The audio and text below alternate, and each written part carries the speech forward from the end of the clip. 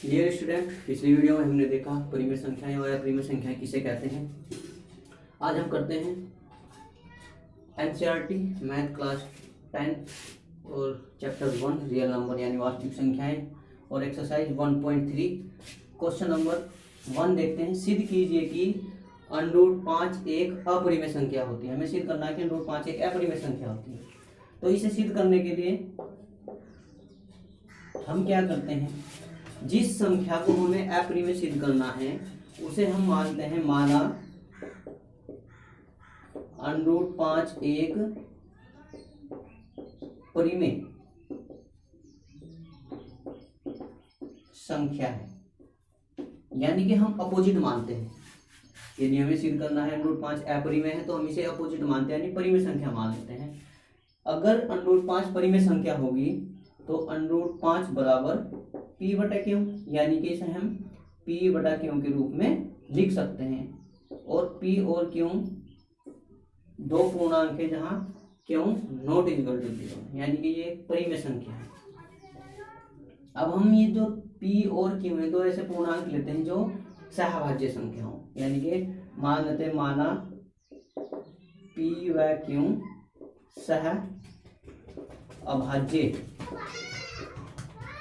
सहभाज्य है। सहभाज्य का मतलब होता है ऐसी संख्याएं जिनमें केवल कॉमन फैक्टर 1 हो। जैसे हमने लिया 6 और 7, यानी 6 और 7 में जैसे हम 6 के करते हैं 1 गुना 2 गुना 3 और 7 के करते हैं 1 गुना 7, ठीक है। तो यहाँ कॉमन फैक्टर जो है वो 1 है, यानी कहने का मतलब ये है कि दो ऐसी संख्याएं जिनका HCF 1 हो, HCF यानी कि हाईएस्ट कॉमन फैक्टर जिनका 1 हो उन्हें बोलते हैं सहभाज्य संख्याएं। तो हमने मान लिया कि भाई P और Q सहभाज्य संख्याएं हैं। अगर ये सहभाज्य संख्याएं तो आगे करते हैं इसे लिख सकते हैं 5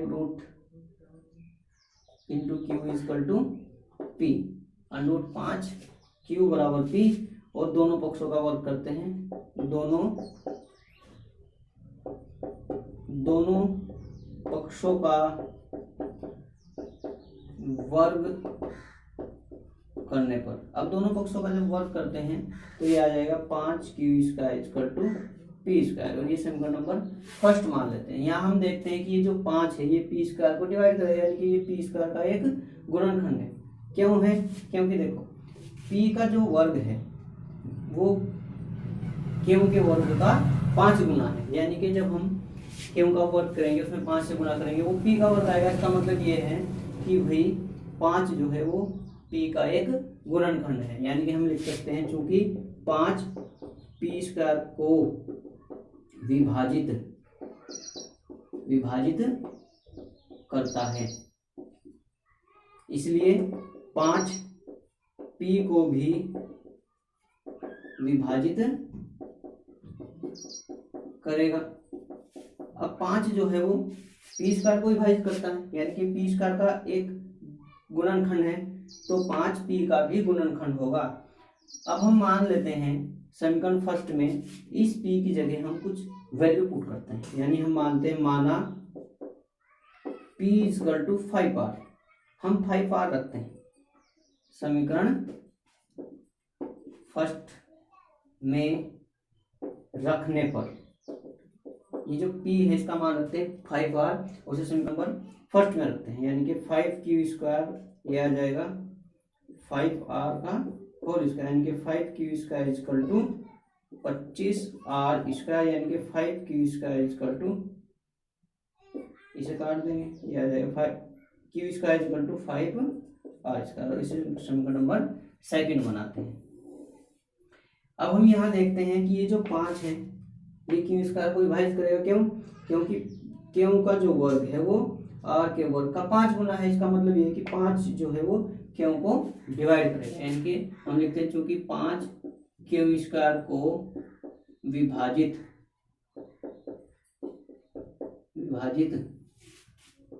करता है, इसलिए 5 Q को भी विभाजित करेगा। अगर 5 क्यू स्क्वायर को विभाजित करते हैं, यानी क्यू स्क्वायर का गुणनखंड है, तो 5 क्यू को विभाजित करेगा, और यानी कि 5 जो है वो क्यू का भी गुणनखंड होगा। अब हम देखते हैं समीकरण 1 और 2 में 5 जो है वो पी का भी गुणनखंड है और 5 क्यू का भी गुणनखंड है, लेकिन हमने मान लिया था कि पी और क्यू सहभाज्य संख्या ली थी हमने, लेकिन ये हमारा इस कारण हुआ क्योंकि जो हमने शुरू में जो हमने मान लिया था कि √5 एक अपरिमेय संख्या है, इसलिए वो गलत है। हम देखते हैं, इसलिए 5 पी व क्यू दोनों में एक उभयनिष्ठ गुणनखंड है।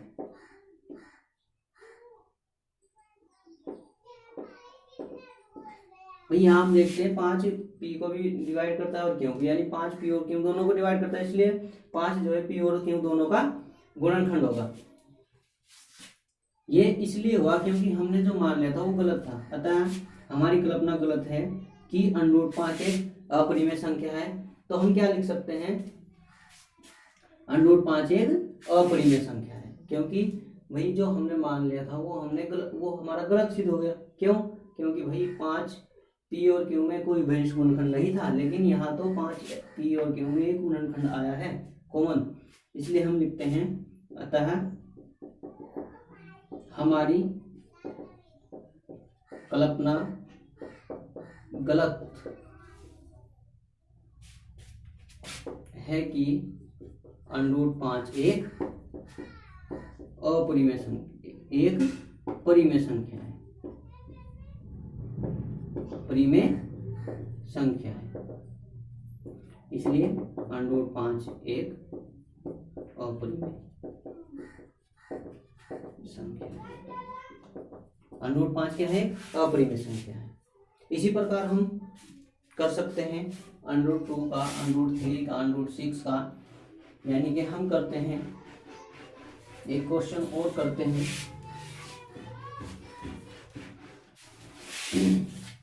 हम लेते हैं √2 को, क्या करते हैं √2 सिद्ध कीजिए कि √2 एक अपरिमेय संख्या है। मानते हैं वही है जो अपरिमेय सिद्ध करना, उसका अपोजिट मानते हैं, परिमेय मानते हैं, यानी कि प्रूफ करते हैं। माना √2 एक परिमेय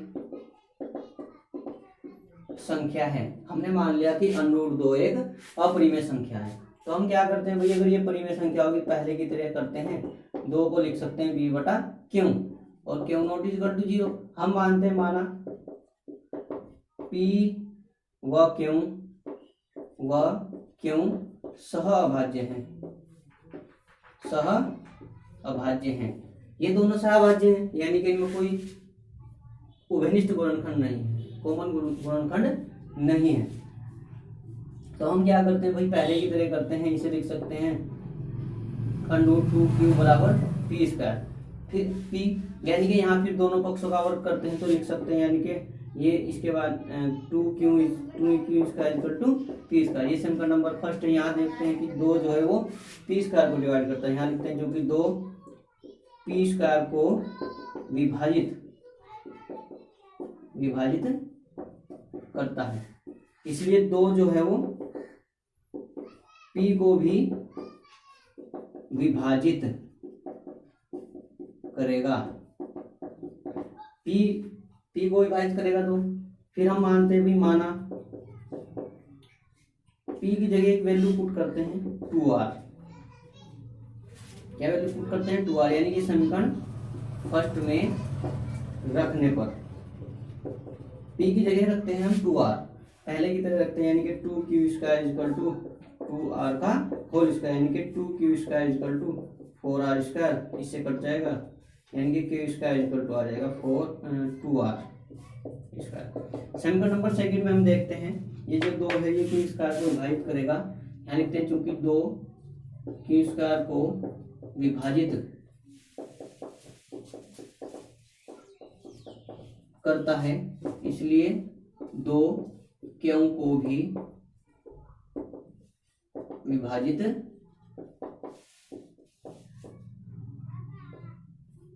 करेगा।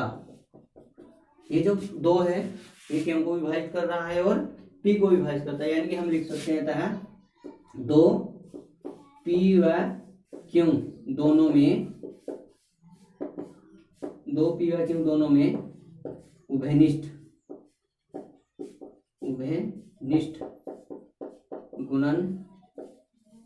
गुणनखंड है। दो p व q दोनों में उभयनिष्ठ गुणनखंड है। तो हम देखते हैं, जो हमने माना था कि भाई p व q तो सहभाज्य संख्या है, लेकिन यहाँ तो इसका दो एक उभयनिष्ठ, इनका दोनों का एक उभयनिष्ठ गुणनखंड निकल गया। तो हम क्या करते हैं भाई, हम देखते हैं कि जो हमने एज्यूम किया था वो गलत है, अतः हमारी कल्पना गलत है। अतः हमारी कल्पना क्या है भाई, गलत है। इसलिए दो एक अपरिमेय संख्या है। क्या संख्या है? अपरिमेय। हमने मान लिया था कि भाई √2 परिमेय है, लेकिन हम जब इस प्रोसेस को करते हैं तो यहाँ देखते हैं p व q सहभाज्य है। हमने मान लिया था p व q सहभाज्य है, लेकिन इनके बीच में एक दो उभयनिष्ठ गुणनखंड आया, इसी वजह से हमारी जो कल्पना है वो गलत है। इसलिए क्या है, एक अपरिमेय संख्या होती है। इसमें और भी अलग तरह के सवाल आते हैं, जैसे हम करते हैं, एक क्वेश्चन और लेते हैं हम।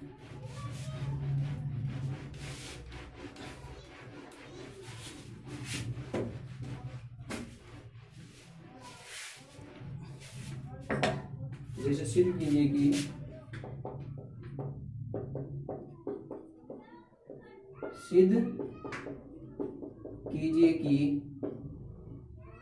2 + √3 एक, या ऐसा करते हैं 2√3 एक अपरिमेय संख्या है। हम क्या करते हैं भाई, हमने मान लिया कि हम सिद्ध करते हैं कि सिद्ध कीजिए कि 2√3 एक अपरिमेय संख्या है। तो हम क्या करते हैं, इसे मान लेते हैं परिमेय संख्या, यानी कि माना 2√3 एक परिमेय संख्या है। कौन सी संख्या है? परिमेय संख्या। हमने मान लिया कि भाई ये जो √2√3 है ये एक परिमेय संख्या है। अगर ये परिमेय संख्या है तो इसे लिख सकते हैं 2√3 बराबर p/q, यानी कि q यहाँ पर ≠0 होगा, q ≠0 होगा। और p और q हम दो ऐसी संख्या लेते हैं जो सहभाज्य होती है, यानी कि p और q दोनों पूर्णांक हैं। हम क्या करते हैं भाई, यानी कि हम मान लेते हैं, माना p व q सहभाज्य हैं, सहअभाज्य हैं, दोनों सहभाज्य हैं। तो हम क्या करते हैं भाई, √3 बराबर लिखते हैं p/2q,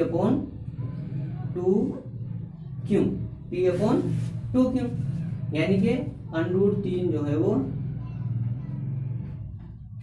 p/2q के बराबर है। अब हम यहाँ क्या देखते हैं, हम देखते हैं कि p/q तो एक परिमेय संख्या है। p/q क्या है? एक परिमेय संख्या है। और √ जो 3 है और ये जो 2 है, ठीक है, हमने जब 2 को उधर भेज दिया तो ये हो गया p/2q। तो यानी कि हमने पिछली वीडियो में देखा था कि जब हम परिमेय संख्या की गुणा परिमेय संख्या में करते हैं तो परिमेय संख्या प्राप्त होती है। p भी एक पूर्णांक है, q भी एक पूर्णांक है और 2 भी एक पूर्णांक है, यानी कि ये पूर्णांक है पूरा, ये भी एक पूर्णांक होगा, यानी कि ये पूरा का पूरा ही परिमेय संख्या होगा। यहाँ लिखते हैं क्योंकि p/q एक परिमेय संख्या है। कौन सी संख्या है? परिमेय संख्या है। और p/2q भी एक परिमेय संख्या है, ये भी परिमेय संख्या है। इसलिए √3 भी एक परिमेय संख्या होगी। परंतु √3 एक अपरिमेय संख्या है। परंतु √3 क्या है? अपरिमेय संख्या होती है। अतः हमारी कल्पना गलत है कि हमने ये मान लिया था कि भाई 2√3 एक परिमेय संख्या है, तो इसलिए क्या होगी? ये अपरिमेय संख्या होगी। हमारी कल्पना क्या है? अतः हमारी कल्पना गलत है। कौन सी कल्पना गलत है कि हमने मान लिया था, हमारी कल्पना गलत है कि 2√3 एक परिमेय संख्या है, परिमेय संख्या है। अतः ये क्या होगी भाई, इसलिए 2√3 एक अपरिमेय संख्या है, इसलिए ये जो होगी भाई अपरिमेय संख्या ही होगी। ठीक है, हम एक क्वेश्चन और करते हैं अलग टाइप का, ये दूसरा टाइप था और हम एक क्वेश्चन और करते हैं। कुछ इस प्रकार से क्वेश्चन भी आते हैं।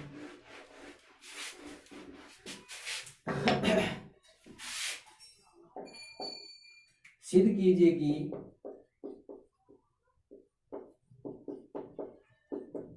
कि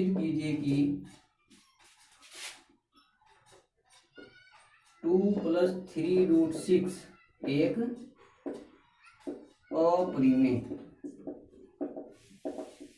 अपरिमेय संख्या होती है। ये हमें सिद्ध करना है कि ये जो है 2 + √3 एक अपरिमेय संख्या है। तो हम इसमें भी मान लेते हैं भाई, इसे परिमेय मानते हैं। हम मानते हैं, माना 2 + 3√6 एक परिमेय संख्या है। कौन सी संख्या है, परिमेय संख्या है, इसे हम मान लेते हैं परिमेय संख्या, अपोजिट मानते हैं। यानी कि 2 + 3√6 जो होगा वो P/Q के बराबर होगा, क्योंकि ये परिमेय संख्या है, Q ≠ 0। तो हम यहाँ मानते हैं भी, माना P/Q सहअभाज्य है, सहअभाज्य है। हम मानते हैं P/Q सहअभाज्य है, यानी कि बीच में कोई घनिष्ठ गुणनखंड नहीं है। हम क्या करते हैं, 2 को उधर भेजते हैं, तो ये आ जाएगा 3√6 बराबर P/Q और ये -2। अब हम 3 को भी भेजते हैं, यानी कि √6 बराबर P/Q, यानी ये आ जाएगा 1/3 P/Q -2। ठीक है, यहाँ हम देखते हैं क्योंकि P/Q एक परिमेय संख्या है। भाई P/Q एक परिमेय संख्या है, ये तो हमने मान यहाँ है, क्योंकि P/Q के रूप में व्यक्त की जाने वाली परिमेय संख्या होती है। और हम दिखते हैं भाई P/Q यानी कि परिमेय में से जब परिमेय संख्या को घटाएंगे तो ये भी एक परिमेय संख्या है, एक परिमेय संख्या है, ये भी एक परिमेय संख्या है। हम क्या देखते हैं भाई, जब हम परिमेय संख्या को परिमेय संख्या से भाग देते तो परिमेय संख्या यानी कि P/Q -2 यानी कि 1/3 एक परिमेय संख्या है, एक परिमेय संख्या है।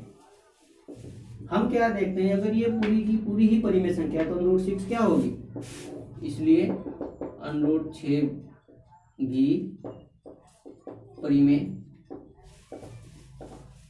संख्या, परिमेय संख्या होगी, परिमेय संख्या होगी। लेकिन √6 तो एक अपरिमेय संख्या होती है, क्योंकि √6 परंतु √6 एक अपरिमेय संख्या होती है। अतः हमारी कल्पना गलत है कि हमने जो मान लिया था कि ये जो है अपरिमेय संख्या है, इसलिए अतः हमारी कल्पना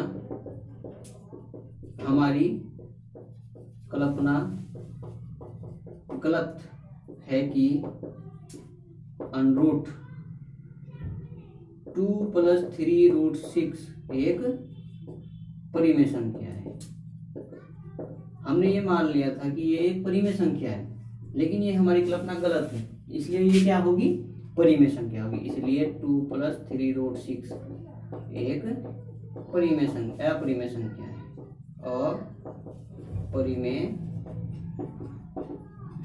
है। ऐसे ही हम एक्सरसाइज 1.3 में क्वेश्चन नंबर 1, 2, 3 कर सकते हैं।